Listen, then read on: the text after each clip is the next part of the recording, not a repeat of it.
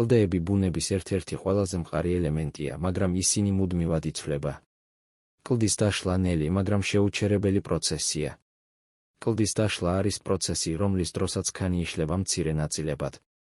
ეს პროცესი არ გულისხმობს კლდის გადაადგილებას, მხოლოდ მისი სტრუქტურის რღვევას.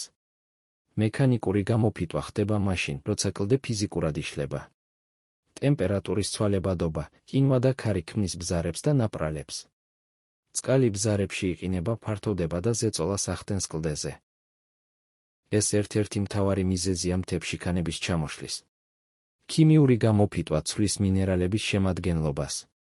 კლდე თითქოს იხსნება და სუსტდება შიგნიდან. ფესვები, ხავსი და მიკროორგანიზმები ასევე მონაწილეობენ კლდის დაშლაში. მცენარის ფესვი ბზარში იზრდება და მას აფართოებს. დაშლილი მასალა შემდეგ გადააქვს წყალს, ქარს ან მყინვარს, ეს უკვე ეროზიაა.